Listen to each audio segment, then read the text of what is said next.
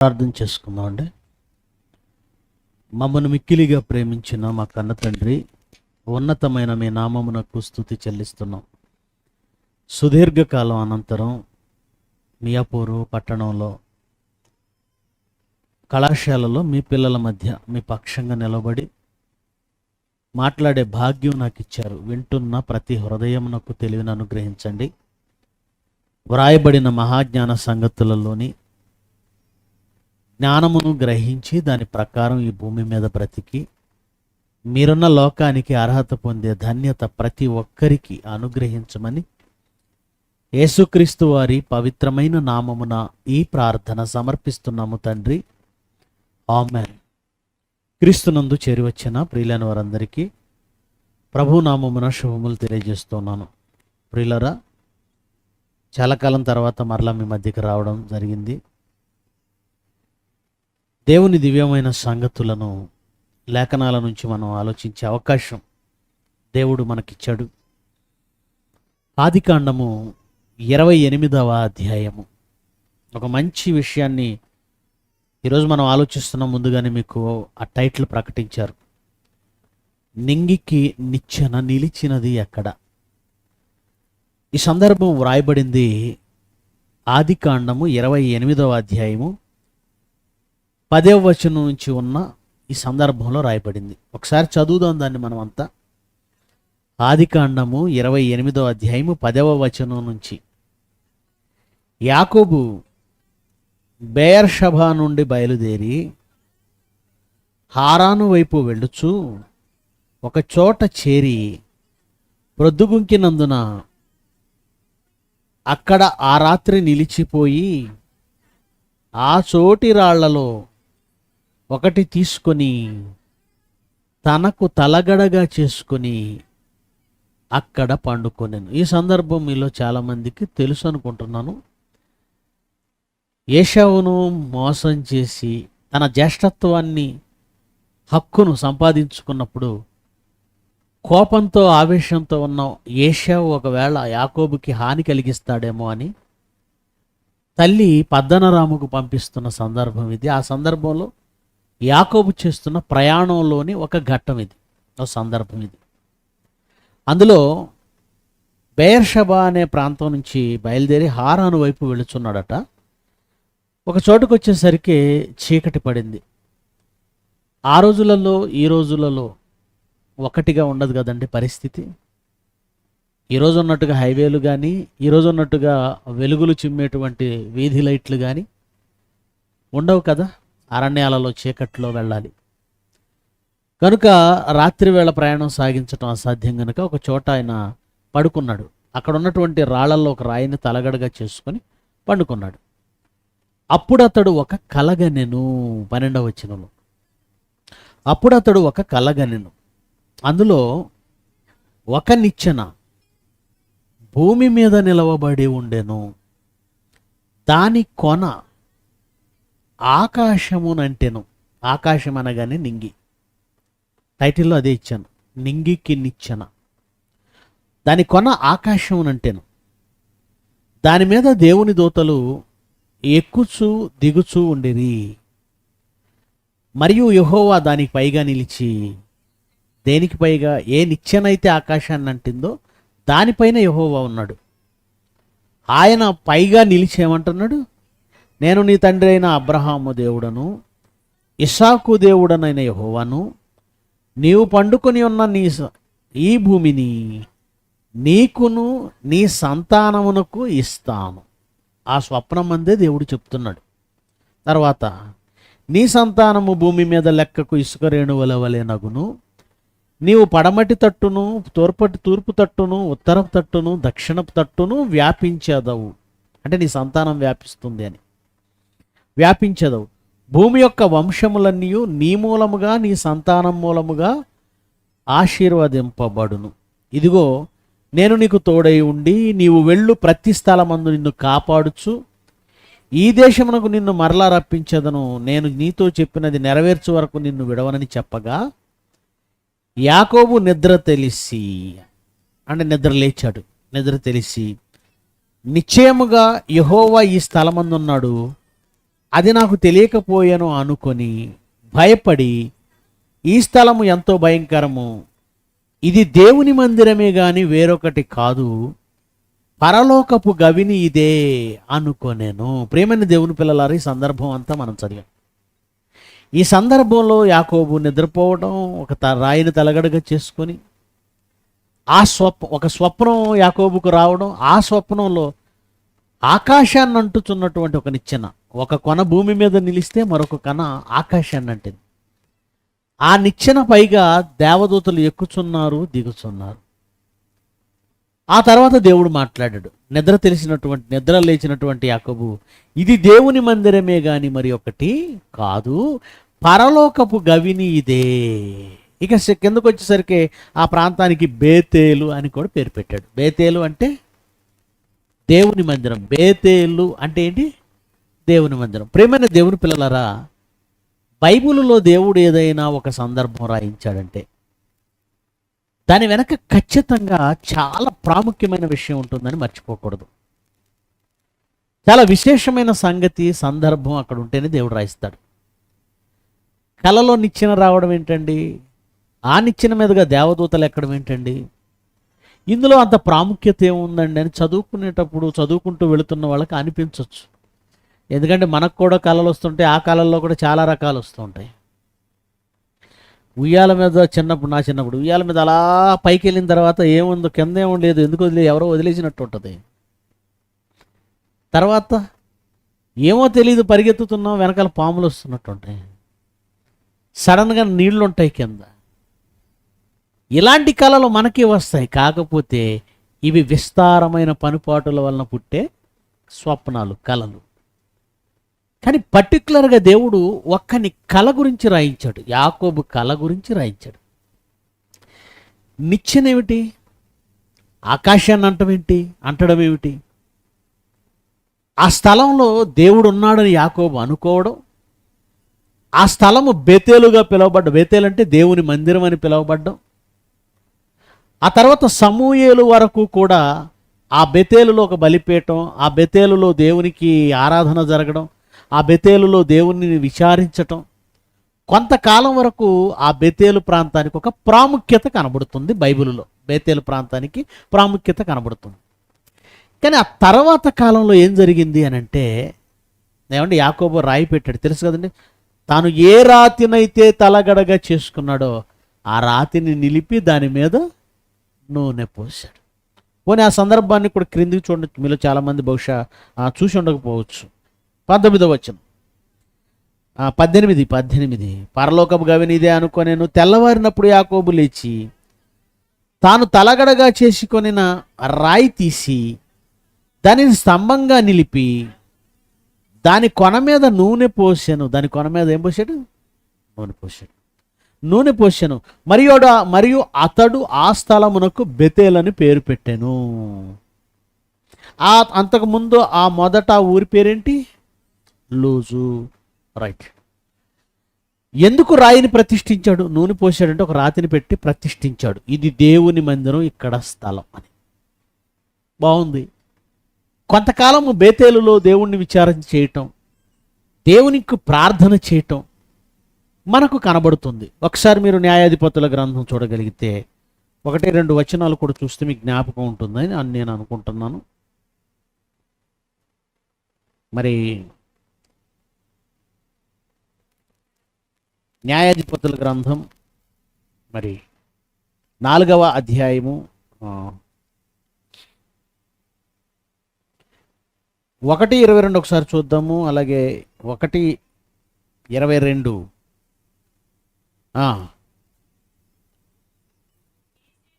యోసేపు ఇంటి వారు బేతేలుకు వెళ్ళినప్పుడు వాళ్ళు ఎక్కడికి వెళ్ళారట?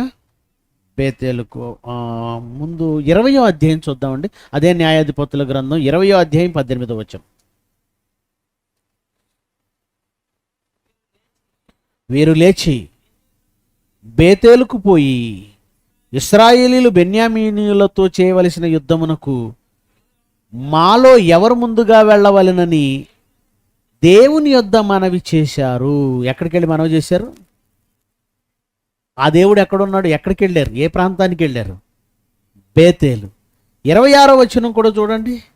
వీరందరూ కత్తి దూయివారు. అప్పుడు ఇశ్రాయేలీలందరూ జనులందరూ పోయి బేతేలును ప్రవేశించి ఏడ్చుచు సాయంకాలం వరకు అక్కడ యెహోవా సన్నిధిని కూర్చుండి ఉపవాసం ఉండి దహన బలులు సమాధాన బలులు. అప్పటికి యెరూషలేములో దేవాలయం కట్టబడిందా? ఆలోచించి చెప్పండి. ఏంటి అంత ఆలోచిస్తున్నారు? సొలొమోను వచ్చిన తర్వాత కదండి. న్యాయాధిపతులు ఉన్న కాలంలో రాజులు ఉన్నారా? అది న్యాయాధిపతుల కాలం. మీరు టక్కని చెప్పాలి, నిద్రలో అడిగినా లేరు. సొలొమోను కాలంలో మాత్రమే మందిరం కట్టబడింది, అది యెరూషలేము. బేతేలులో ఒక మందిరం అంటే పెద్ద మందిరం కట్టబడిందని కాకూడదు, కానీ దేవుని సన్నిధి ఉందంటే ఒక చిన్నిపాటి మందిరం ఏదో ఉందని మనం అర్థం చేసుకోవచ్చు. అక్కడ బలులు కూడా అర్పించారని మనం అర్థం చేసుకోవచ్చు. ఏదైనా యుద్ధానికి పోయినప్పుడు అక్కడికి వెళ్ళి దేవుణ్ణి విచారణ చేశారు అని కూడా అర్థం చేసుకోవచ్చు. వాళ్ళకి ఏదైనా కష్టం వచ్చినప్పుడు యెహోవా సన్నిధిని ఉపవాసం ఉండి ప్రార్థించారని కూడా మనకు అర్థమవుతుంది. ఇప్పుడు నాకు అర్థం కానిది ఏంటంటే, బేతేలులో యాకోబుకు స్వప్నమిచ్చి ఆ స్వప్నంలో అక్కడ ఒక నిచ్చెన నిలిచిందని చూపించి ఆ నిచ్చెనకు పైగా దేవదూతలు ఎక్కడం దిగడం ఇదంతా చూపించి దానికి బేతేలని పేరు పెట్టి ఇంత చేసిన తర్వాత ఎక్కడ వదిలేసి సొలొమోను యెరూషలేములో ఎందుకు మందిరం కట్టినట్టు? ఇది దేవుని స్వప్నం కదా, దేవుడిచ్చిన దర్శనం కదా. దేవుడిచ్చిన దర్శనంలో బేతేలు ప్రాంతంలో నిచ్చెన నిలిపినప్పుడు ఇది పరలోకపు గవిని అని ఎవరన్నారు? సాక్షాత్తు యాకోబు. ఇది పరలోకపు గవిని. గవిని అంటే వాకిలి. గవిని అంటే ఏంటి? వాకిలి. That means entrance. ఎందుకంటే ఇక్కడ నిచ్చెన ఉంది, ఇక్కడ నుంచి ఎంట్రీ నిచ్చెన ఎక్కుతూ వెళ్ళిపోవచ్చు. ఇది పరలోకపు గవిని. అందుకే ఆ స్థలాన్ని ప్రతిష్ఠించాడు, దాని మీద నూనె పోశాడు. కొన్నాళ్ళు అక్కడ దేవునికి ఆరాధన జరిగింది, బలులు జరిగాయి. దేవుడే ఈ స్వప్నం ఇచ్చి ఈ ప్లేసులో ఇదంతా చూపించినప్పుడు, యాకోబు దానికి ప్రయారిటీ ఇచ్చినప్పుడు అక్కడ వదిలేసి యెరూషలేములో ఎందుకు దేవాలయం కట్టారు? ఆ స్వప్నం ఏమైంది? చాలామంది మన క్రైస్తవులు కూడా కొన్ని చెప్తుంటారండి. ఉదాహరణకు నేను ఒక ప్రాంతానికి వెళ్ళాను, తెలంగాణలోనే. ఒక సహోదరి వచ్చి, అన్నయ్య మా అమ్మాయికి ఫలానా వారి పెద్ద ప్రసంగికుడు ఆయన, వాళ్ళ అబ్బాయిని చేయమని దేవుడు నాకు దర్శనంలో చూపించాడు మా అమ్మాయికి అంది. అప్పుడు నేనన్నాను, అమ్మ మరి ఏమనుకోకు, దేవుడి కాలంలో వాళ్ళని పెళ్లి చేయి వీళ్ళని పెళ్లి చేసుకొని చెప్పడు. అసలు పాత నిబంధనలో కూడా క్రొత్త నిబంధనలో కూడా ఎవరికి చెప్పలేదు అలా నీకు చెప్పినట్టుగా ఫలానా అమ్మాయిని పెళ్లి చేసుకొని.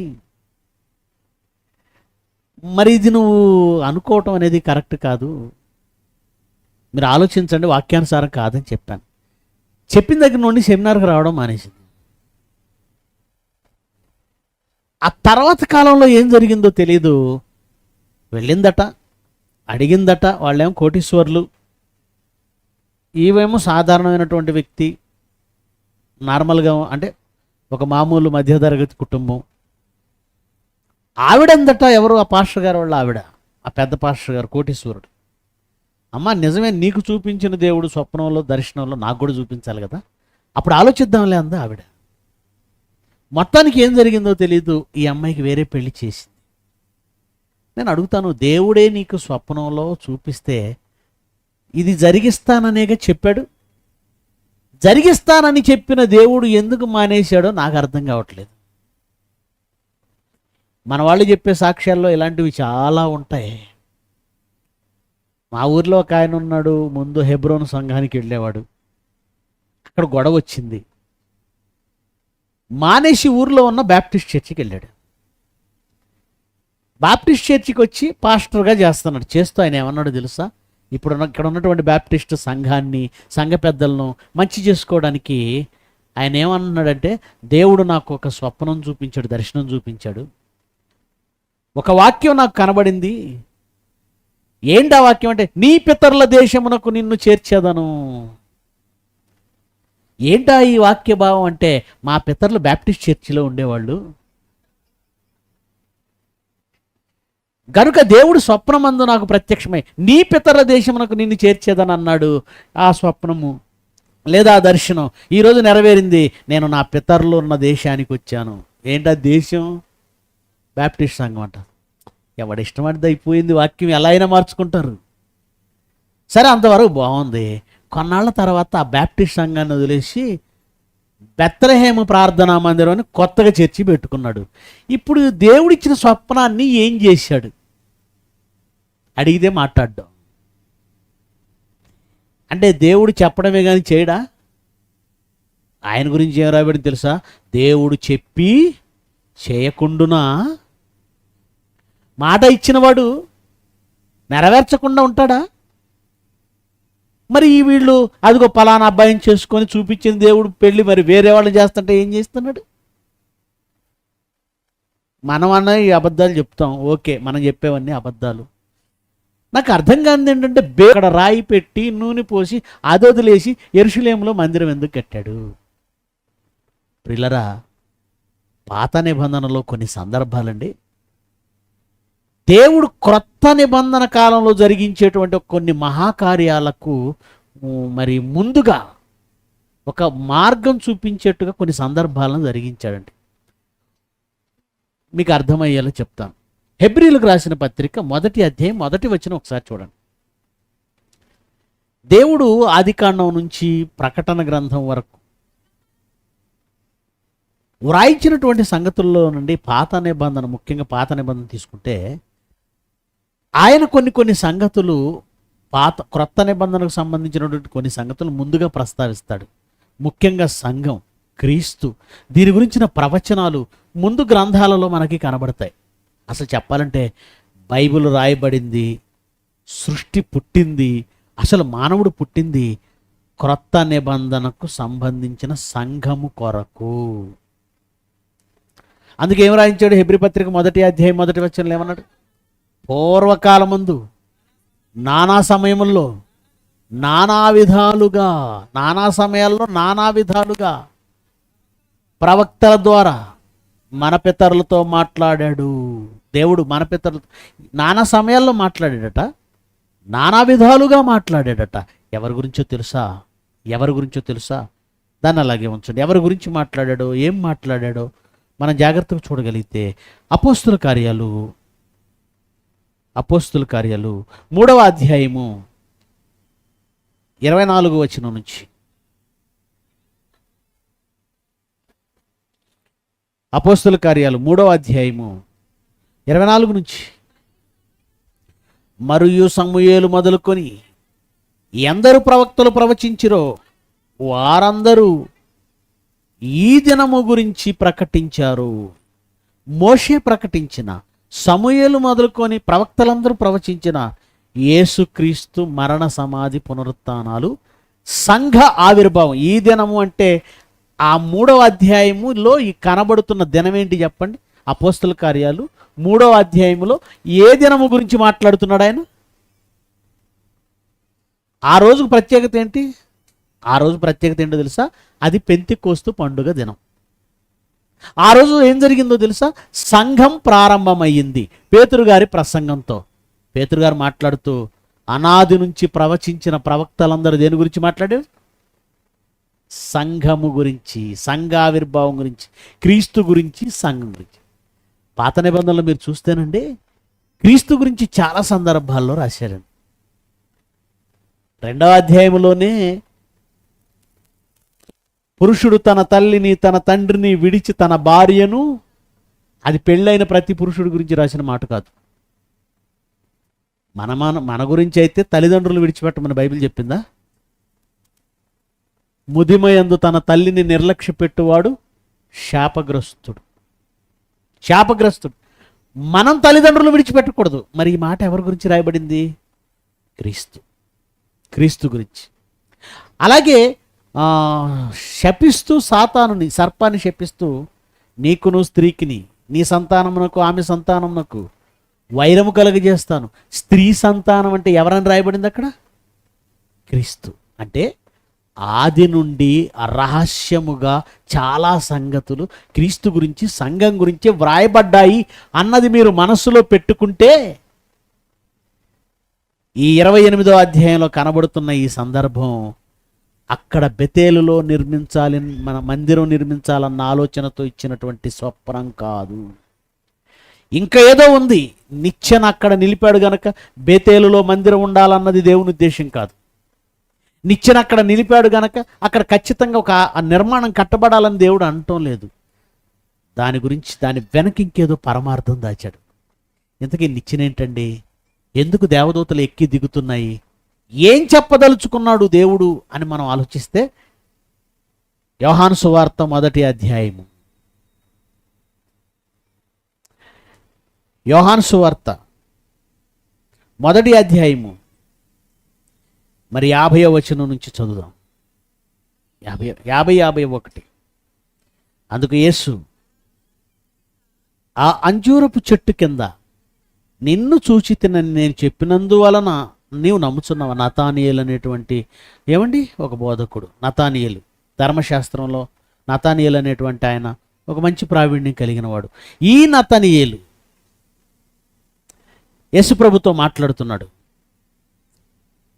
యేసుప్రభు అంటున్నాడు, నిన్ను ముందే చూశాను, నువ్వు నాకు ముందే తెలుసు.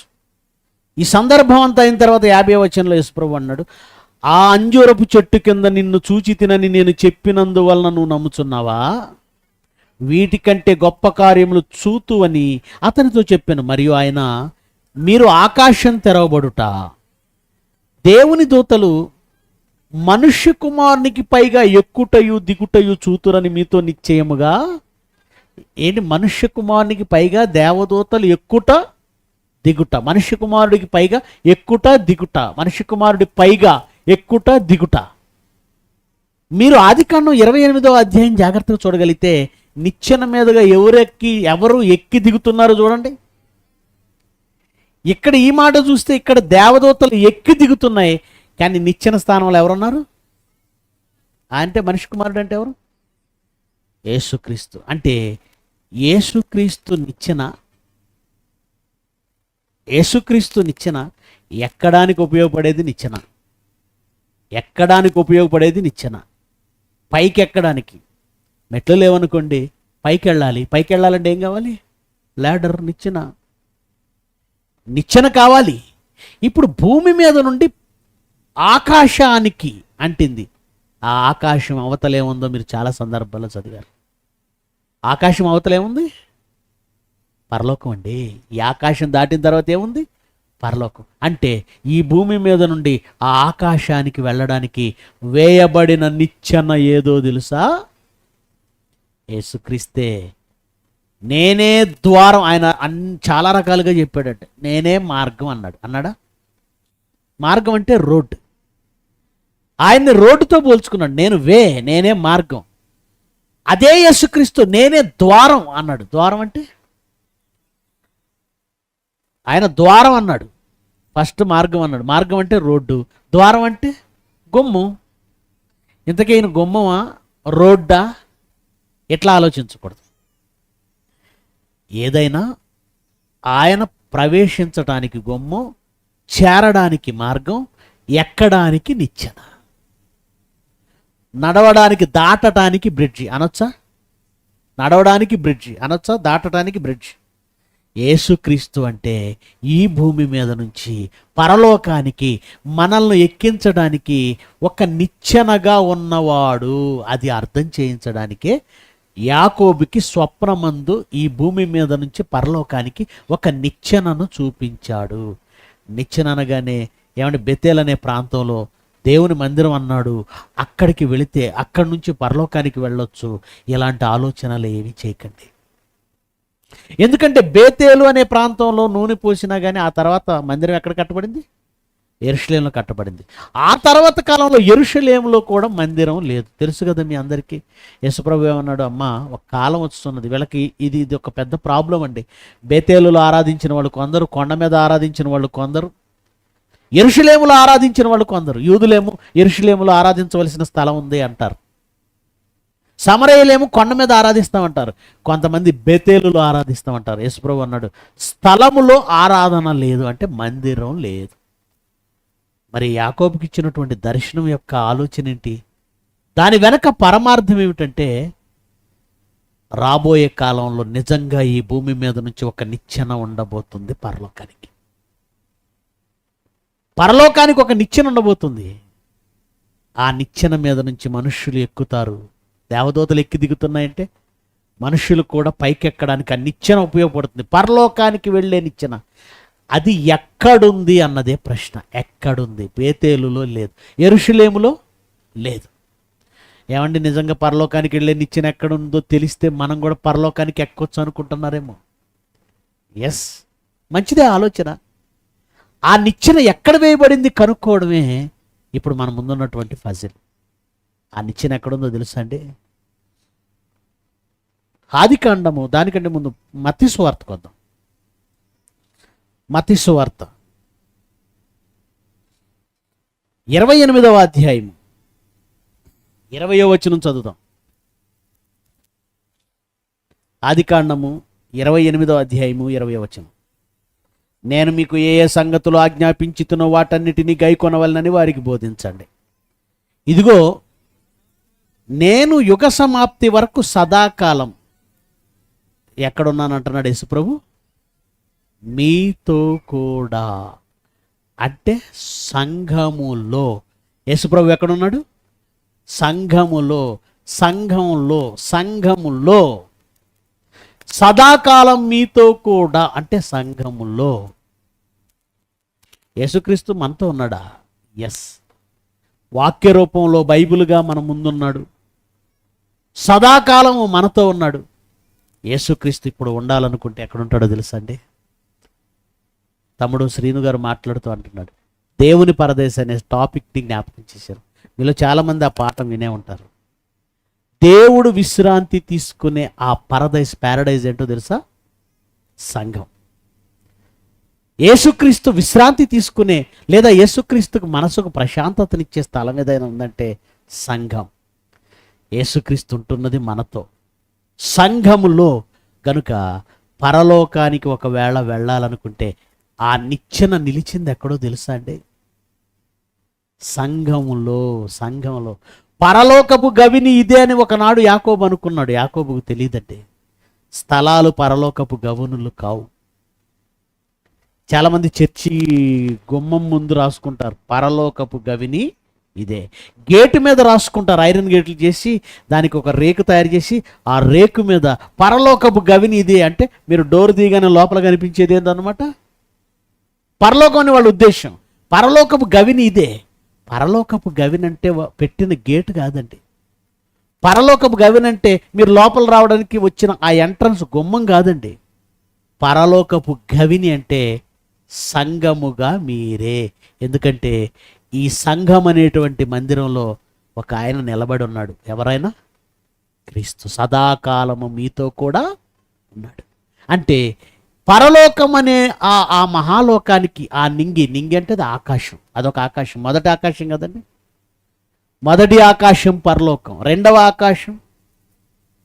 ఆ మొదటి ఆకాశానికి రెండవ ఆకాశం నుంచి మొదటి ఆకాశానికి వేయబడిన నిచ్చెన ఎవరో కాదండి. ఎవరు? యేసుక్రీస్తు. ఆ యేసుక్రీస్తు నిలిచింది సంఘములో. సంఘంలో. సంఘంలో. కనుక నింగికి నిలిచింది ఎక్కడ? నింగికి నిలిచింది ఎక్కడ? సంఘంలో. చాలామంది అండి సంఘం అంటే చాలా చులకనగా చూస్తున్నారు ఈరోజు. సంఘం అనగానే చాలా చులకన. ఏముందండి ఈరోజు? ఏంటి సౌండ్ ఏంటి? ఇదే డిస్టర్బెన్సా? ఓకే. సంఘం అంటే ఏముందండి? వాక్యం. ఆ వాక్యం మాకు లైవ్ ద్వారా వస్తుంది. ఏనమ్మా మిక్సర్ ప్రాబ్లం. ఓకే. వాక్యం అనేది మాకు ఎప్పుడు ఉంటుంది? లైవ్ ద్వారా వీక్షిస్తాం, యూట్యూబ్ ద్వారా మాకు వస్తుంది. సంఘమునకు మేము ఎందుకు వెళ్ళాలి అని చాలామందికి ఒక ఆలోచన బయలుదేరిందండి. ఎందుకంటే కాలాన్ని బట్టి మనుషులు మారుతున్నారు. నా చిన్నప్పుడు ఇదిగో ప్రభువు రాకడా, మా ఊర్లో పాస్టర్లు తిరిగి చెప్పారండి, ఊరంతా చెప్పారు, ఇదిగో రేపే వచ్చేస్తుంది, అలా అయిపోతారు ఇలా అయిపోతారు. అప్పుడు వచ్చిన పాట ఏంటో తెలుసా? అదే అదే ఆ రోజు. ఎంతమంది అన్నారు ఈ పాట? ఆ ఆ పాట అర్థం లేకపోయినా మొత్తానికి మనుషులు భయపడ్డారండి. అదే అదే ఆ రోజు, యేసయ్య ఉగ్రత రోజు, ఏడేండ్ల ఏడేళ్ళు అంటున్నారు, రోజు అంటున్నారు. పాపులంతా ఇచ్చే రోజు, దొంగలంతా దొరిలే రోజు, తల్లి జాడ పిల్లకు లేక. నిజంగానే మా ఊరంతా మారిపోయి, ముఖ్యంగా ఎక్కువ ఆడవాళ్ళు మారిపోయి ఆదివారం రాగానే చీమల దారులు పట్టినట్టుగా బైబిల్ పట్టుకొని తెల్ల చీరలు కట్టుకొని ఊరంతా వెళ్ళిపోయేవాళ్ళండి. అందులో మా అమ్మ ఒకతే, వాళ్ళతో ఆమెతో పాటు నేను. ఓకే, చిన్నప్పుడు అలా వెళ్ళబట్టే అంతో ఎంతో దేవుడి మీద భక్తి ఏర్పడింది, రైట్. కానీ రాను రాను వీళ్ళు ఏం చెప్పారు? రేపే వచ్చేస్తున్నాడు, ఎల్లుండే వచ్చేస్తున్నాడు అనగాని ఈ నెలలోనే వచ్చేస్తాడు అనుకుని వాళ్ళు భయపడ్డారు. నెల అయిపోయింది రాలేదు, 2 నెలలు అయింది రాలేదు, ఇక నెమ్మదిగా ఏమైపోయింది? భయం పోయింది. అలా సంఘానికి రాకపోతే ఏదో అవుతుంది అనే ఒక భయం ప్రారంభంలో ఉన్న తర్వాత తర్వాత ఆ భయం మనకి చాలామందికి పోయింది. రాకపోయినా పర్వాలేదు, వీళ్ళకి కొత్త రాజ్యాంగం రాసుకుంటున్నారు మనోళ్ళు. ఏంటా కొత్త రాజ్యాంగం అంటే, ఒక ఆయన అంటున్నాడు, ఏం లేదండి నేను ఎక్కడికి వెళ్ళడం లేదు, డాడీ లైవ్ పెట్టుకుంటున్నాం, రొట్టె ద్రాక్షాసం చేయటం మా చేతిలో పనే, అది శ్రీను గారే చేయాలా? నేను మా ఆవిడ మా పిల్లలు కూర్చొని ప్రార్థన చేసుకొని లైవ్ చూసుకొని రొట్టె విరుచుకొని తినేసి ద్రాక్షాసం తాగేసి మేము ప్రార్థన చేసుకుంటున్నాం. మాకు మేమే సంఘం కదండి. మనోళ్ళు ఇలా తయారయ్యారు. ఒక విషయం చెప్తాను, గుర్తుపెట్టుకోండి. రామచిలుకలు పచ్చగా ఉంటాయి కదా, చాలా పచ్చగా ఉంటాయి.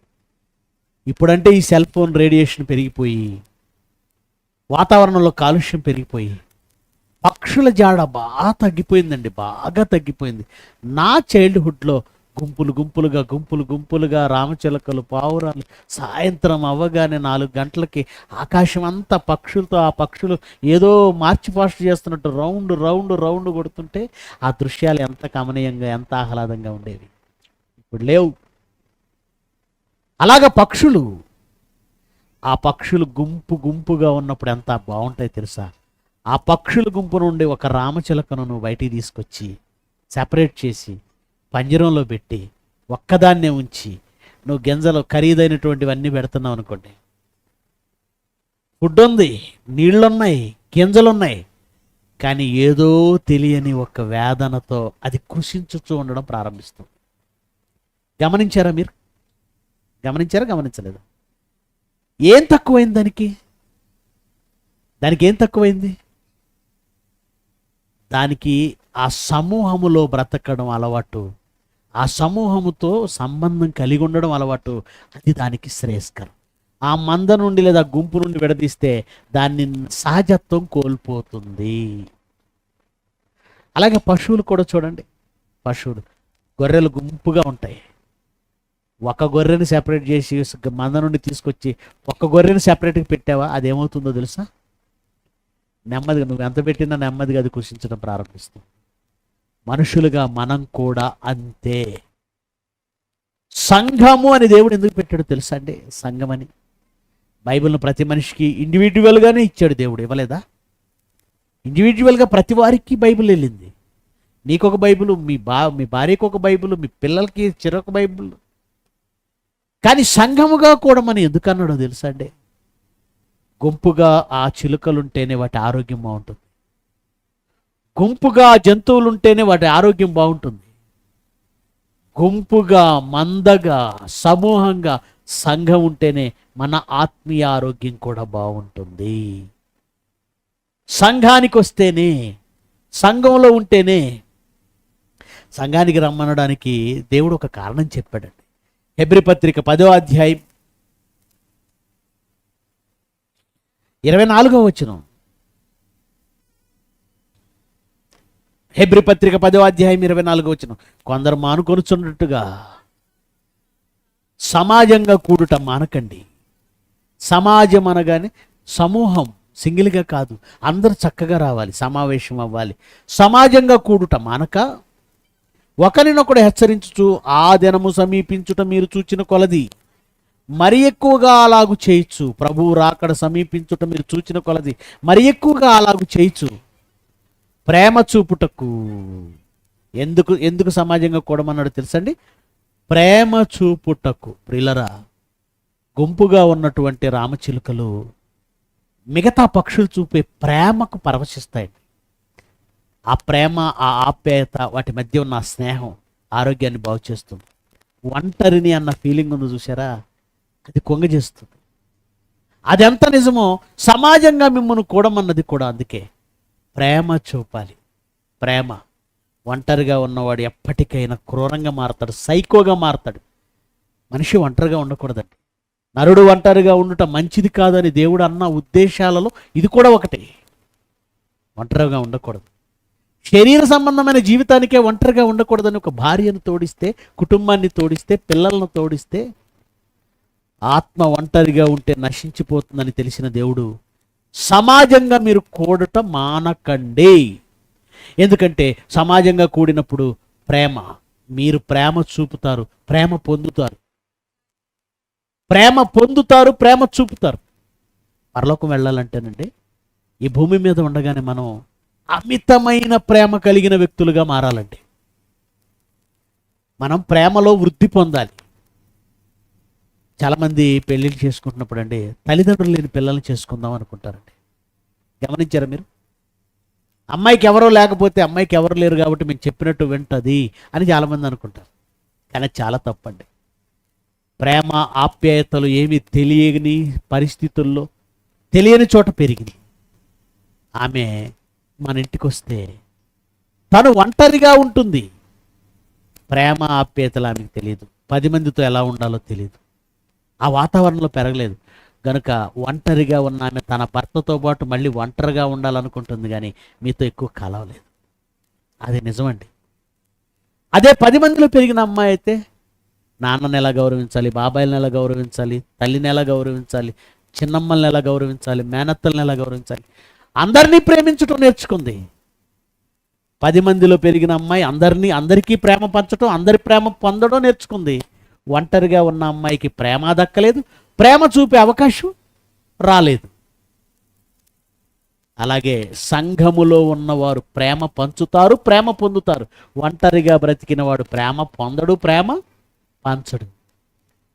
100 మంది సంఘంలో ఉంటే 100 మందిని ప్రేమించేంత విశాలమైన మనసు నీకు వచ్చిందా? యవ్వనంలో మనకు చాలా విశాల హృదయం ఉంటుంది.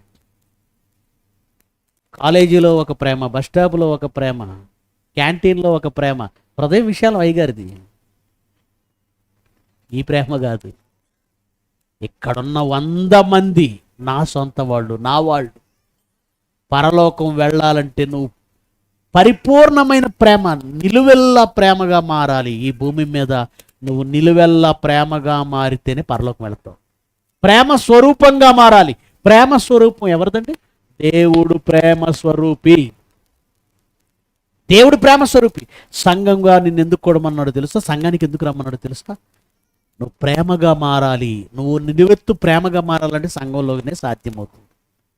నువ్వు దైవంగా మారాలంటే సంఘంలోనే సాధ్యమవుతుంది. సంఘానికి వేరుగా ఉండి పరలోకం వెళతాను అనుకునే ప్రతివాడు మోసపోతున్నాడు. ఆయన ఎందుకు సంఘానికి రాలేవు? ఎందుకు రాలేవు?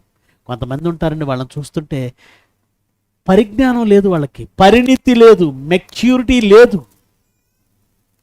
సంఘంలో నుండి పలానా వాళ్ళు నన్ను ఇలా అన్నారండి, అయితే నేను అప్పటి నుంచి ఆ సంఘానికి వెళ్ళనండి. మరి ఎక్కడికి వెళ్తావు? ఇంకో సంఘంలోకి వెళ్తావు. అక్కడ కూడా ఏదో ఒకటి అనేవాడు ఉంటాడు. ఇప్పుడేం చేస్తావు? ఉన్నాయి కదండి 6 కాలేజీలు ఉన్నాయి, 6 కాలేజీలో ఒక రౌండ్ వేసి వస్తానండి. ఈ 6 కాలేజీల్లో అదే ఎదురైందనుకో, ఏం చేస్తావు? అందుకే ఈడెవ్వళ్ళు మంచివాళ్ళు కాదు, నేను మా ఆవిడ మా పిల్లలు కూర్చొని లైవ్ చూసుకొని రొట్టె తీర్చుకుంటాం. ప్రాబ్లం ఎవడది? వాళ్ళది కాదు, నీదే ప్రాబ్లం. నువ్వు 10 మందిని ప్రేమించలేక సతమతమవుతున్నావు. ప్రేమ దోషాలను కప్పుతుంది, ప్రేమ సహిస్తుంది, ప్రేమ దీర్ఘకాలం సహిస్తుంది. అపకారమును మనసును ఉంచుకోదు, ఉప్పొంగదు, అసూయపడదు, అమర్యాదగా నడవదు. ప్రేమించటం, నీకు ప్రేమించటం రావాలి. ప్రేమించడం అంటే ప్రేమ ఇవ్వడం. ఎప్పుడు ఒకటి గుర్తుపెట్టుకోండి, భార్య విషయంలో భర్త అయినా, భర్త విషయంలో భార్య అయినా. మీకు కూడా చెప్తున్నాను, మీ కాపురాలు ఎప్పుడు బాగుంటాయంటే ప్రేమను ఆశించినప్పుడు మీరు బాధపడాల్సి వస్తుంది. మీ భర్త నుండి ప్రేమ ఆశించకండి, మీరే ప్రేమ ఇచ్చేయండి. మీ భార్య నుండి ప్రేమ ఆశించకండి, ఆశిస్తే అయిపోతారు మీరు. ప్రేమ ఇచ్చేయండి, ఇచ్చి సంతోషపడడం నేర్చుకోండి, మీరు బాగుపడతారు. తీసుకోవాలనుకున్నారా, బాధలోకి వెళ్ళిపోతారు. ఇది సూత్రం అండి. ప్రేమించడం అనే పదంలో ఏముంది? ఇవ్వడమే ఉంది, తీసుకోవటాలు లేవు. అలాగే సంఘంలోకి ఎందుకు రమ్మన్నాడు తెలుసా? నీ ఇంట్లో నువ్వు ఉంటే రోజు నీకు వండి పెడుతున్న నీ భార్య ఎక్కడి నుంచో వచ్చింది. కొన్నాళ్లలోనే ఏదో విడదీయని బంధం ఏర్పడుతుంది భార్యకి భర్తకి. తోడబుట్టినది కాదు, బంధువుల్లో పుట్టింది కాదు, చిన్నప్పటి నుంచి కలిసి ఉన్నది కాదు. అయినా ఎందుకు కలిసి ఉండేసరికి ఎందుకో చూస్తా కొన్నాళ్ళకి ఏదైనా భార్యకి ఏదైనా అయితే భర్త ఎంత బాధపడతాడు తెలుసా? భర్తకి ఏదైనా అయితే భార్య వెలవెల్లాడిపోతుంది తెలుసా? ఎక్కడ ఏర్పడింది ఈ బంధం అంటే రోజు కలిసి ఉండడం వలన ఆ విడదీయలేని ఆత్మీయత వాళ్ళల్లో పెనవేసుకుంది. వాళ్ళిద్దరు ఒక చోట పుట్టిన వాళ్ళు కాకపోవచ్చు, కానీ ఎందుకో ఒక తల్లికి పుట్టిన బిడ్డలా అన్నట్టు ఉంటారు. చివరికి ఒకరికొకరు ఒకరు అన్నట్టు. నువ్వు సంఘంలో లేకుండా నీ కుటుంబంలో ఉంటే నీ భార్యను ప్రేమిస్తావు, ఎవరైనా ప్రేమిస్తారు. నీ పిల్లల్ని ప్రేమిస్తావు, నీ భర్తను ప్రేమిస్తావు, నీ పిల్లల్ని ప్రేమిస్తావు, భర్తను ప్రేమిస్తావు, భార్యను ప్రేమిస్తావు. అంతవరకే నీ పరిధి. నయీము కూడా భార్యను ప్రేమిస్తాడు, పిల్లల్ని ప్రేమిస్తాడు. ఎవరి నయీము? లాడెను కూడా, బిన్ లాడెను కూడా ఆవిడ్ని ప్రేమిస్తాడు, పిల్లల్ని ప్రేమిస్తాడు. ప్రేమించడా? ఎందుకు ప్రేమించడు? నువ్వు ఇంట ఉంటే నీ ప్రేమ పరిధి పెరగదు, మీ ప్రేమ ఎత్తు లోతు వెడల్పు పెరగదు. నువ్వు దేవుడు అవ్వలేదు, నీ వాళ్ళు కనుక ప్రేమిస్తున్నావు. అదే సంఘానికి వస్తే ఏమండి, ఎంతమంది అండి ఈరోజు, ఎంతమంది ప్రిన్సిపల్స్ తెలుసా? ఎంతమంది ప్రిన్సిపల్స్! ప్రతి వారి హృదయంలో ఒకటే ఉంది, ఏవో మాటలు మా మధ్య అంతర్యాన్ని పెంచుతున్నాయి. మూడో వ్యక్తి మాటలు సంఘంలో ఎవరి మధ్యన విభేదాలు ఏర్పరుస్తాయి. కనుక వాక్యంతో కలిసి ఉండాలి, ప్రేమించాలి, క్షమించాలి. అందరి హృదయంలో అవే ఉన్నాయి, అందరి హృదయంలో అవే. అందరినీ చూసినప్పుడు ఒక మాట చెప్పానండి నేను, ఇక్కడ ఉన్న వాళ్ళు ఉన్నారో లేదో తెలియదు అని. ఒక పండగ వచ్చినప్పుడు తండ్రి ఆడపిల్లలు రావాలి, అల్లుళ్ళు రావాలి, మనవాళ్ళు రావాలి, మనవరాళ్ళు రావాలి, కొడుకులు ఉండాలి, కోడళ్ళు ఉండాలి, టోటల్గా అందరు ఉండాలి. ఆ పండగకి అందరితో ఆనందించాలి. పెద్ద కూతురు, అల్లుడు, మనవాళ్ళు రాలేదనుకోండి, వీళ్ళందరూ వచ్చినా తండ్రికి ఎలా ఉంటుంది? వెలితిగా ఉంటుంది, వెలితిగా. ప్రిన్సిపల్స్ అందరూ, వైస్ ప్రిన్సిపల్స్ అందరూ, కోఆర్డినేటర్స్ అందరూ ఉంటే ఆనందం వేరు. ఎందుకు? మనం ప్రేమించడం మొదలుపెట్టాం. కొంతమందికి ఎలా ఉంటుంది అంటేనండి, నా దగ్గరికే కాదు, వాక్యోపదేశకులుగా అడిషనల్స్ కావచ్చు, ప్రిన్సిపల్స్ కావచ్చు, డిప్యూటీ డైరెక్టర్లు కావచ్చు, అన్నయ్యలు కావచ్చు, మేము ఎక్కువ మందితో బంధం ఏర్పరచుకున్నాం. ఎవరొచ్చినా నవ్వుతూ, ఎవరొచ్చినా ఆనందంగా, ప్రేమతో. ఎందుకంటే ప్రేమించటం మొదలుపెట్టాం. ఏంటి, మియాపూర్ కాలేజీలో వాళ్ళని అంత ఆప్యాయంగా ప్రేమించిన సంతోషాన్న బోరబండ కాలేజీ వాళ్ళతో కూడా ఎలా ఉంటున్నాడు ఏంటి? ఈయన నాటకం ఆడుతున్నాడు అనకండి. నా ప్రేమ పరిధి విస్తరించింది. నేను బోరబండ కాలేజీలో బిడ్డల్ని ప్రేమిస్తాను, ఇక్కడ వాళ్ళని ప్రేమిస్తాను, జీడిమెట్ల ప్రేమిస్తాను, ఎక్కడైనా ప్రేమిస్తాను. సంఘంలోకి వచ్చాక అలవాటైందండి. నిజంగా చెప్తున్నానండి. స్టార్టింగ్ యూనివర్సిటీలో నేను స్పీకర్గా బయలుదేరినప్పుడు నన్ను మిర్యాలగూడ ఇన్ఛార్జి ప్రిన్సిపల్గా వేశారండి. మిర్యాలగూడ శనివారం క్లాసు. ఆ శనివారం వెళ్ళేవాడిని. బస్సులేనండి అప్పుడు, ఇలాగ కారులు లేవు, బస్సులే. శనివారం వెళ్ళేవాడిని. మీటింగ్ అయిపోగానే పాపం వాళ్ళు బతిమలాడేవాళ్ళు, ఉండండి అని. నేను అస్సలు ఉండేవాడిని కాదు.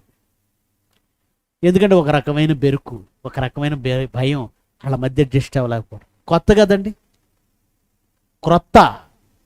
నిజం చెప్పాలంటే ఇది తప్పు. వాళ్ళతో బంధం ఏర్పడలేదు. భోజనం ఇంట్లో చేయమంటే చేసేవాడిని కాదండి. హోటల్, ఆ బస్ స్టాండ్కి వెళ్తాం, బస్ స్టాండ్లో హోటల్ ఉంటుంది, అక్కడ తినేసి బస్సు ఎక్కేవాడిని.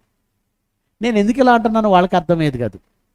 అంటే నేను అప్రోచ్ అవ్వలేకపోయేవాడిని కొత్త వాళ్ళతో వెంటనే అట్రాక్షన్ పెంచుకోలేకపోయేవాడిని, అప్రోచ్ అవ్వలేకపోయేవాడిని. ఆ తర్వాత నాకంటే ముందుగా డిప్యూటీ డైరెక్టర్ అయిన ఒక ఆయన చెప్పాడు నా ప్రాబ్లం చూసి, సంతోష్, అందరూ మనవాళ్లే, అందరూ మనవాళ్లే, మన సొంత వాళ్ళు ఎలాగో వాళ్ళు అలాగే. అప్పటి నుంచి అండి, ఎస్, అది నా సొంత ఇల్లు. ఇంట్లో ఉంటాను, ఎవరింటికైనా వెళతాను, ఎవరినైనా నా తోడబుట్టున్న వాళ్ళని చూసుకోగలుగుతాను, ఎవరినైనా ఒకేలా ప్రేమించగలుగుతాను. అది ఎవరైనా సరే. అంటే తరచూ కలవడం, తరచూ మాట్లాడడం, తరచూ కలిసి ఉండడం, తరచు తరచు తరచు తరచు. అది ఎప్పుడవుతుందో తెలుసా? నువ్వు ఎంతమందిని ఒకేలా ప్రేమించే ఒక మంచి పరిపూర్ణమైన వ్యక్తిత్వం నీకు ఎప్పుడు వస్తుందో తెలుసా? సంఘముతో కలిసి ఉంటే. సంఘంలో కలిసి లేకపోతే, సంఘంలో కలిసి లేకపోతే ఎప్పుడు ద్వేషిస్తూనే, ఎప్పుడు దూరం దూరంగా ఉంటూనే, ఎప్పుడు. గతంలో నుండి నిజంగా చెప్తున్నాను, స్టార్టింగ్లో కొంతమంది మరీ దారుణంగా ఉంటారు. భోజనం పెడతారా, భోజనం పెట్టి ఎదురుగడ చూస్తూ ఉంటారు. పాపం వాళ్ళ ఉద్దేశం ఏంటంటే అన్నయ్యకి ఏమైనా అవసరం అవుతుందేమో వెంటనే చేద్దామని. కానీ నాకేమనిపిస్తుందో తెలుసా? నాకు ముద్ద లోపలికి వెళ్ళదు, యాంత్రికంగా నోట్లోకి వెళుతుంది. స్టార్టింగ్ అండి, యాంత్రికంగా చెయ్యి లోపలికి వెళుతుండేది. అది తింటున్నానో, నవ్వులుతున్నానో, మింగుతున్నానో తెలిసేది కాదు. అంతలా ఇబ్బంది పడేవాడిని. కానీ ఇప్పుడు అదేమీ లేదు, ఎందుకంటే సొంత వాళ్ళు లేక. కొంతమంది ఏం చేసేవాళ్ళు తెలుసండి, మంచిగా పీతలు బాగా వండి, పీతలు అన్నయ్య బాగా తినాలని ఇన్ని వేసేవాళ్ళు, ఎదురు కూర్చునేవాళ్ళు. ఇది కొరకగానే పటపట అంటది. ఎక్కడ పటపట అంటదో అని దాన్ని జాగ్రత్తగా, దీన్ని ఎందుకు కొరికి, ఈ బాధలు ఎందుకనమ్మా, ఈ నేను తినలే. తర్వాత ఏమైనా మటన్లో పైపులు తీసుకొచ్చేవాళ్ళు. ఇప్పుడు దాన్ని ఏం చేయాలి? పేల్చాలి, ఎదురుగా కూర్చుంటారు. ఇక పీల్చడాలే ఉండదు, దాన్ని పక్కన పెట్టడం. అది స్టార్టింగ్. ఇప్పుడు మన ఇంట్లో మన అక్క, మన చెల్లి, మన అమ్మ, మన వాళ్ళు అయితే పీల్చమా? మీరు చూస్తుండండి,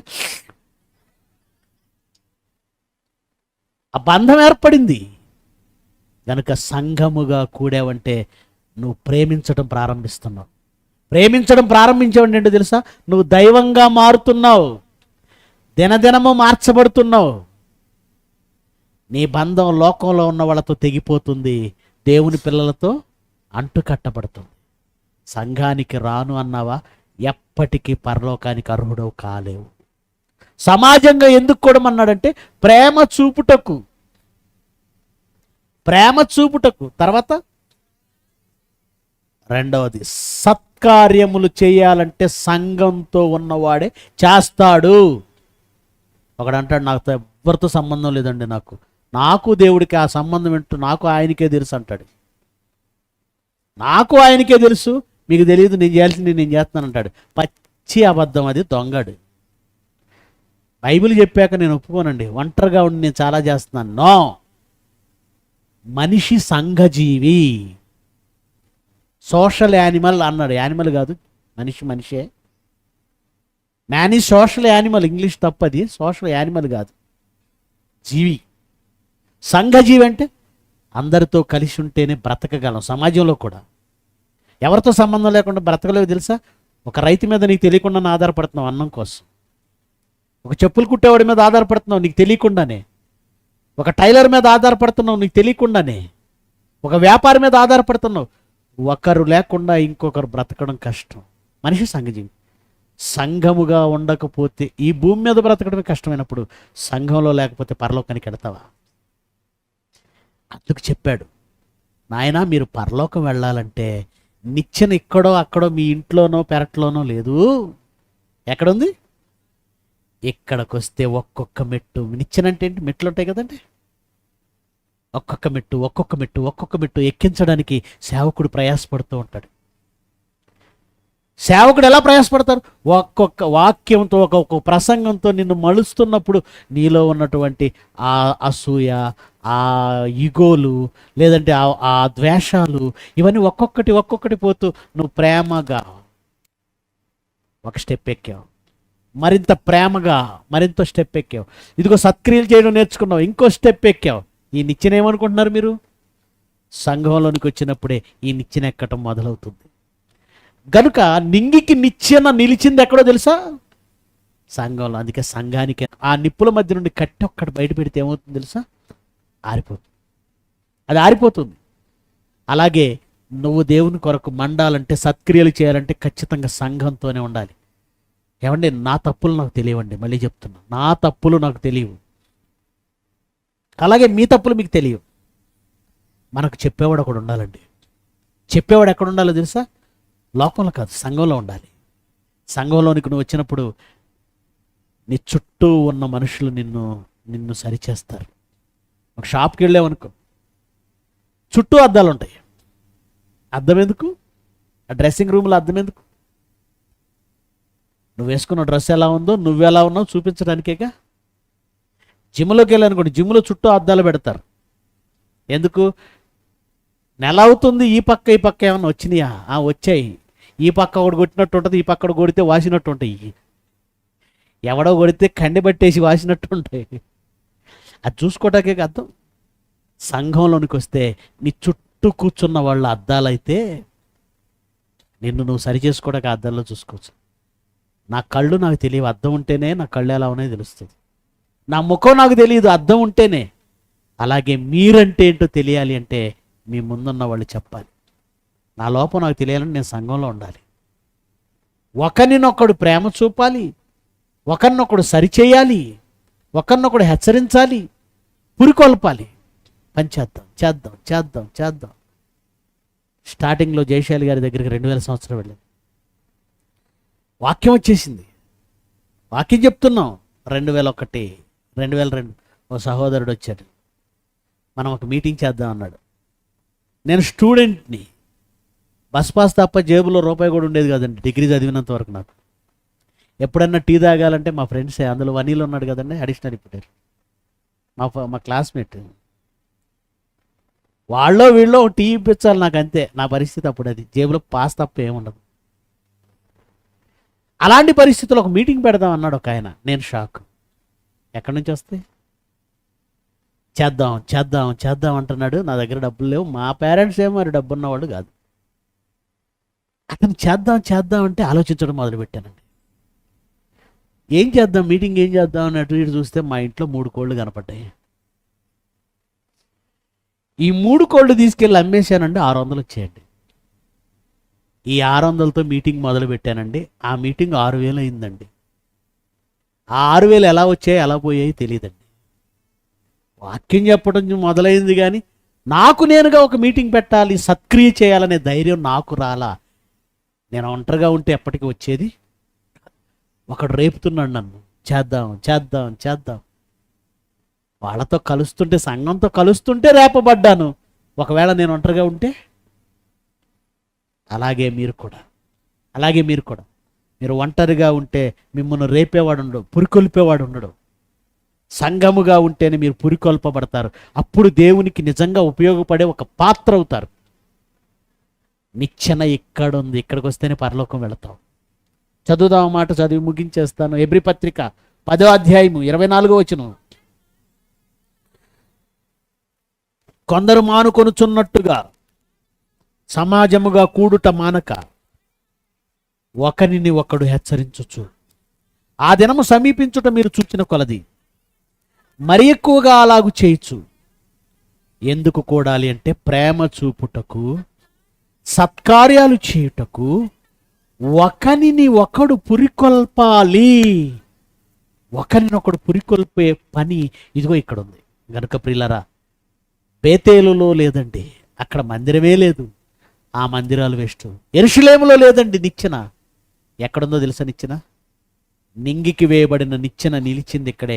ఆ నిచ్చెన క్రీస్తు అయితే, ఆ క్రీస్తు అనే పునాది, ఆయనకి ఎన్ని పేర్లు తెలుసా? పునాది ఆయనే, ద్వారం ఆయనే, మార్గం ఆయనే, నిచ్చెన ఆయనే. ఆ నిచ్చెన నిలిచింది సంఘంలోనే. సంఘంలోనికి వచ్చిన వాడే నిచ్చెన ఎక్కుతాడు. మెట్లు, ఈ బిల్డింగ్కి మెట్లు అక్కడ ఉన్నాయి కదండి. మెట్లు దగ్గరికి వెళితే పైకి వస్తావా, ఈ కిటికీలు ఎక్కొస్తావా? ట్రై చేయండి చూద్దాం. కిటికీలు కింద నుంచి ఎన్నో ఫ్లోర్ ఇది? 3 కదా? నా 3ఆ 4ఆ? మెట్ల మీదకి వెళితే పైకి వస్తావు. నేను అక్కడికి రాను. ఆ మెట్లు వాడు ఎక్కుతున్నాడు, ఆ మెట్లు ఆడంటే నాకు పడదు. నేను ఇటు నుంచి వస్తాను, ఈసారి ట్రై చేయండి ఇటు నుంచి. సంఘంలో నిచ్చెన వేయబడిందంటే ఎవడెక్కినా దాని మీద నుంచే ఎక్కాలి. కనుక పలానోడి సంఘానికి వెళ్ళాడు కాబట్టి ఇక్కడ ఉన్నాను. ఏంటండి అమాయకత్వం? చాలా సిల్లీగా ఉన్నారు. వాళ్ళని చూసి జాలి పడతాను నేను. ఎందుకంటే ప్రారంభంలో అమాయకంగా ఉన్నారు, ప్రారంభంలో ఏం తెలియదు, ప్రారంభంలో ఏమండి సంకుచిత స్వభావంతో ఉన్నారనుకుంటే పర్లేదు. మీ పరిధి విస్తరించలేదే, పరిణితి చెందలేదే, మీరు మెచ్యూరిటీ రాలేదే, విస్తృతమైనటువంటి ఆలోచన చేయటం లేదే మీరు. కనుక సంఘములో లేవా పరలోకం రాదు. సంఘంలో లేవా పరలోకంలో నువ్వు ఉండవు. నింగికి నిచ్చింది ఎక్కడ? సంఘం. అలా మనల్ని పురికొలిపేది సంఘమేనంటే. ఒకనాడు జాన్సన్ విక్టర్ గారు 2000 సంవత్సరం జయశైలి గారి సభలు మంగళగిరిలో జరుగుతున్నాయి. అంతకుముందు క్యాసెట్ విన్నాను. ఆ రోజుల్లో క్యాసెట్, కట్టె మిగిల్చిన కనిడి కాదా క్యాసెట్, సకల శాస్త్రాల క్యాసెట్ విన్నాను. 98లో విన్నాను, వదిలేశాను. 2000 సంవత్సరం మంగళగిరిలో జయశైలి గారి మీటింగ్. దయ్యమా దైవమా. ఎప్పుడు నేను ప్రార్థన చర్చి తీసుకెళ్ళినా మా అమ్మ లోపలికి వెళ్ళి తర్వాత బయటకు వచ్చి పిల్లలతో ఆడుకోవడమే చిన్నప్పుడు. అది నా లైఫ్లో ఫస్ట్ టైం ఉదయం సాయంత్రం మిస్ అవ్వకుండా ప్రసంగాలు విన్నానండి.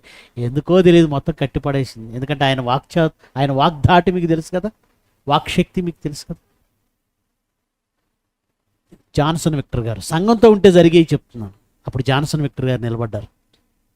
జాన్సన్ విక్టర్ గారు నిలబడి, పలానా నిడదవోలులో శంకరాపురంలో జనవరి 10 నుంచి 20 వరకు లేఖనాల పరిశోధన సదస్సు జరుగుతుంది. మీలో ఎవరైనా రావాలంటే అక్కడికి రావచ్చు. భోజనం ఫీజు 200, ఎగ్జామ్ ఫీజు 300 అన్నారు. ఒక పాఠాల లిస్టు చదివారు. ఆ లిస్టులో అలంకరణ దేవుని రాజ్యానికి ఆటంకమా అనే ఒక పాఠం కనపడింది. ఒకానొక సందర్భంలో దాని విషయమై మా మాస్టర్కి నాకు చిన్న డిస్కషన్ జరిగిందండి. బొట్టు పెట్టుకోవద్దని బైబిల్లో ఎక్కడా లేదని ఆయన అంటాడు. నేనేమో మరి చిన్నప్పుడు పాస్టర్ల దగ్గరికి వెళ్ళేవాడిని కదా, వాళ్ళు చెప్పింది నా మనసులో ఉండి, లేదు సార్ మా పాస్టర్ గారు చెప్పారు ఉందండి అని నేను అంటాను. ఉంటే మీ పాస్టర్ గారిని అడిగారు, రెఫరెన్స్ తీసుకురా అన్నాడు ఆయన. కానీ నేను తేలేను. ఎప్పుడైతే ఇది అనౌన్స్ చేశారో తెలుసుకోవాలని ఆసక్తి నాకు కలిగింది. వెంటనే చిన్న చీటీ రాసి, స్టూడెంట్ కదండి, నా దగ్గర ఇప్పుడు డబ్బులు లేవు, ఇలాంటిది ఎప్పుడైనా పెడతారా అని అడిగాను. అప్పుడు చెప్పండి, అప్పటికి నేను డబ్బులు సిద్ధం చేసుకుంటాను. అప్పుడు ఆయన ఏమన్నారు తెలుసా? నువ్వు వచ్చేసి నేను చూసుకుంటా, నువ్వు వచ్చేయి. అక్కడికి వెళ్ళాను. భోజనం ఫీజే కాదు, ఎగ్జామ్ ఫీజు కూడా కట్టాడు, ఆయనే కట్టేశాడు. రాయడం ప్రారంభించాను. నన్ను పురికొల్పాడు ఆయన.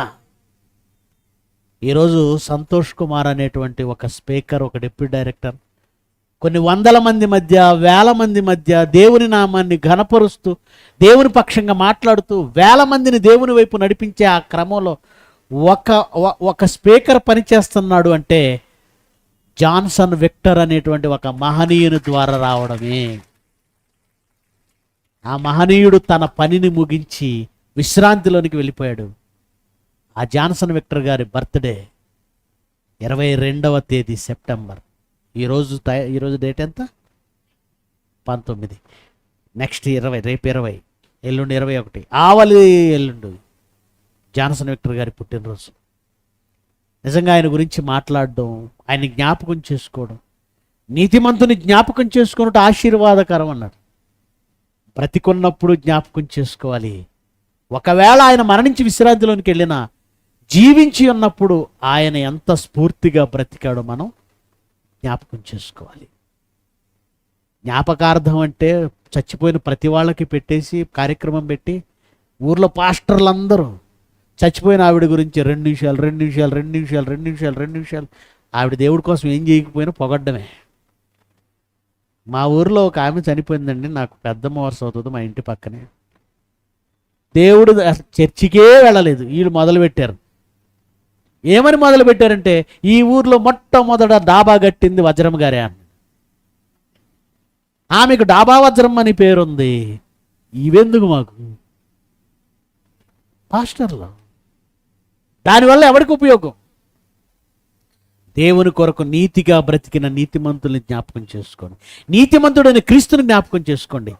ఆ క్రమంలో దేవుని కొరకు నీతిగా బ్రతికి అనేక మందిని తన పాట, తన రచన, తన రాగం, తన సంగీతం. నిజంగా అండి ఆయనలా బ్రతకాలండి. ఎంతమంది ప్రేమను పొందాడు, ఎంతమందిని ప్రేమించాడు, ఎంతమందిని సంపాదించుకున్నాడు. ఆయన చనిపోయిన తర్వాత ఇదిగోండి జాన్సన్ విక్టర్ గారు నాకు శత్రువు అండి అని చెప్పిన ఒక్కడిని చూపించండి, ఒక్కరిని చూపించండి. చూపించగలమా మనం? ఆయనండి పరిపూర్ణమైన ప్రేమను పంచి వెళ్ళిపోయాడు. అంటే ఆయన నిలువెత్తు ప్రేమగా మారాడు.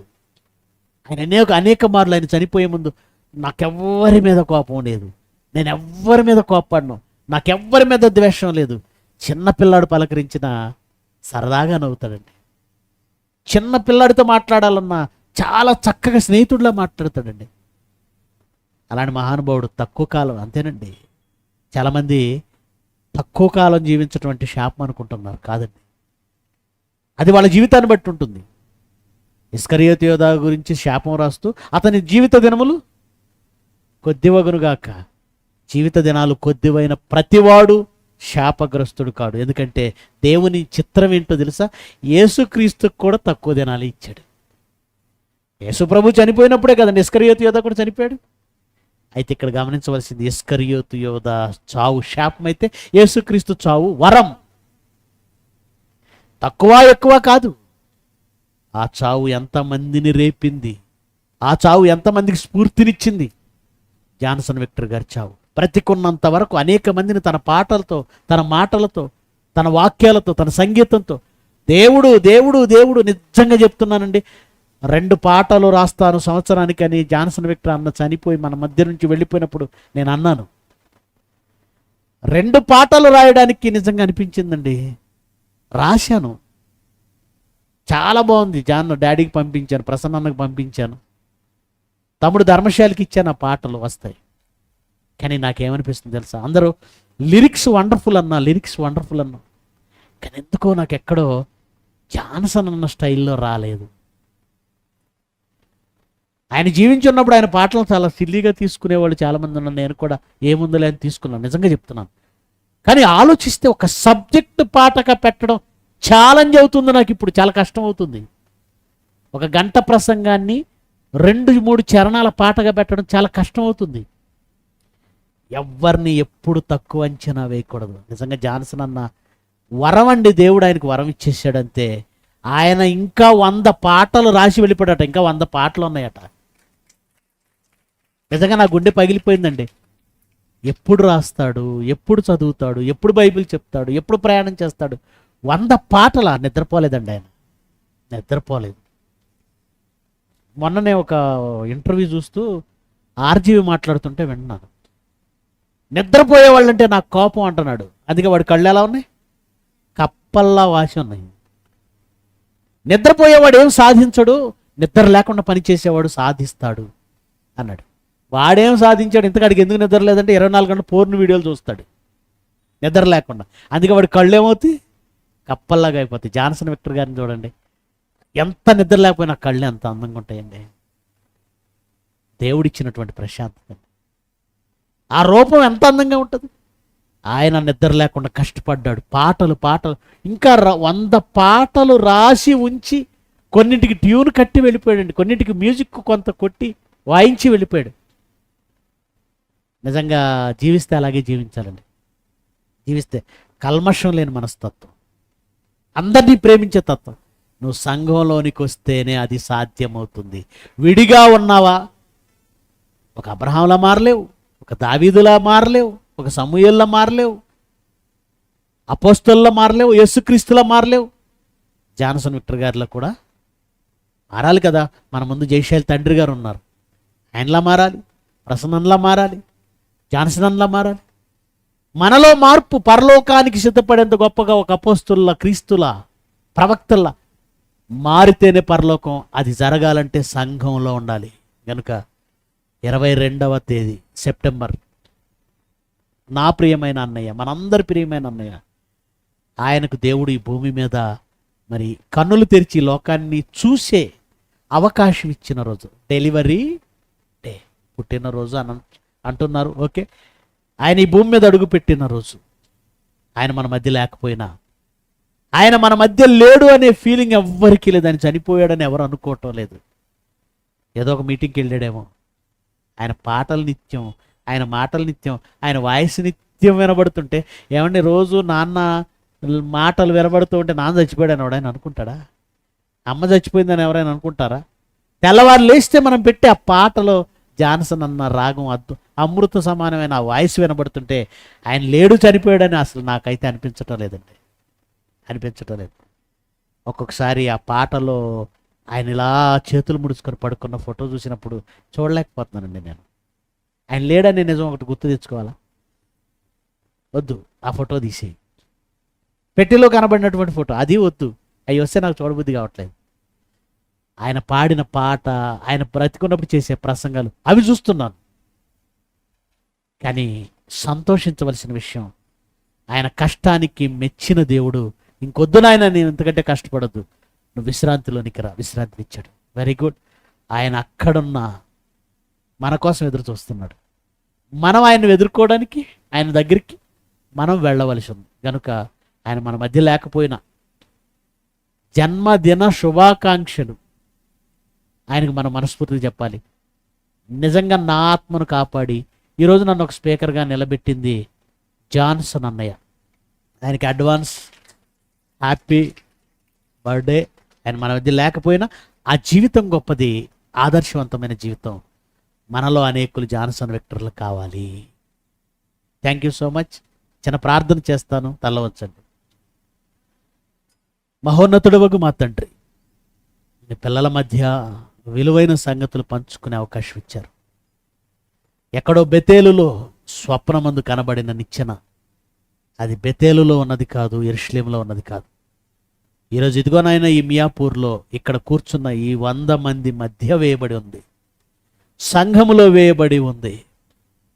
ఆ నిచ్చెన ఇక్కడి నుంచే పరలోకానికి మమ్మల్ని తీసుకెళ్తుంది. ఆ నిచ్చెన మా ప్రభువే. ఆయనకు పైగా మేము ఎక్కాలి, దిగాలి. ఆయన ద్వారా తప్ప ఎవడును తండ్రి వద్దకు రాలేడు. నిచ్చెన ఉంటేనే, మెట్లుంటేనే పైకి ఎక్కగలిగితే, ఆ నిచ్చెన ఉంటేనే పరలోకం ఎక్కగలం. ఆ నిచ్చెన క్రీస్తే. మీ పిల్లలు వింటున్నారు. సంఘం అంటే చులకన భావంతో, సంఘానికి దూరంగా భక్తిగా బ్రతకగలమన్న భ్రమలో బ్రతుకుతున్న ప్రతి ఒక్కరికి ఇది కనువిప్పు కావాలి, బుద్ధి కలిగించాలి. సంఘంలో లేకుండా మేము పరిపూర్ణం కాలేము. సంఘముతో సహవాసం లేకుండా మేము పురికొల్పబడలేము. నాయన, మా మధ్య నుంచి విశ్రాంతిలోనికి ప్రవేశించిన అన్నయ్య విషయంలో మీరు చూపిన కృపకై ధన్యవాదాలు. విశ్రాంతినిచ్చారని విశ్వసిస్తున్నాం. ఆయన కుటుంబాన్ని జ్ఞాపకం చేసుకోండి. అక్కను, బిడ్డ శాలినిని, సుందర్ని మీ చేతికి అప్పగిస్తున్నాం. మీరే తండ్రిగా వారిని ఆలన పాలన చూడండి. వారికి ఏ కన్నీరు రాకుండా, ఏ కష్టం రాకుండా చూడండి. మీ కుమారుణ్ణి జ్ఞాపకం చేసుకోవడం అంటే ఆయన చేసిన పనిని జ్ఞాపకం చేసుకున్నాం, ఆయన రాసిన పాటలను జ్ఞాపకం చేసుకుంటున్నాం. తద్వారా మేము నేర్చుకోవలసిన బోధ, మేము మారవలసిన తీరు అన్నింటినీ జ్ఞాపకం చేసుకుంటున్నాం. మీ పిల్లలు కూడా అలాగే బైబిల్లో ఉన్న భక్తుల నుంచి, ఈ భూమి మీద బ్రతికి వెళ్ళిపోయిన భక్తుల నుంచి స్ఫూర్తి పొంది అలాగూ జీవించగలుగుటకు అవకాశం ఇవ్వండి. మియాపూర్ ప్రాంతంలో ఉన్న ఈ సంఘాన్ని జ్ఞాపకం చేసుకోండి. దినదినాభివృద్ధి చెందుతున్న ఈ సంఘము పరిపూర్ణ స్థితికి పొందుటకు అవకాశం ఇవ్వండి. మీ పిల్లల నాయకుడిగా ముందుండి నడిపిస్తున్న తమ్ముడు శ్రీను గారిని జ్ఞాపకం చేసుకోండి. మంచి ఆరోగ్యం ఇవ్వండి ఆయన్ను, ఆయన కుటుంబాన్ని, మరి సహోదరిని, చెల్లిని, వారికి ఇచ్చినటువంటి బిడ్డలను దీవించండి. మరింత ఉన్నతంగా, మరింత బలమైన సాధనంగా మీ కుమారుణ్ణి వాడుకోండి. వైస్ ప్రిన్సిపల్గా ఉన్న తమ్ముడు సుమన్ని, కోఆర్డినేటర్స్గా పనిచేస్తున్న వారిని, లెక్చరర్స్గా ఉన్నవారిని, ప్రతి ఒక్కరిని పేరు పేరున దీవించండి.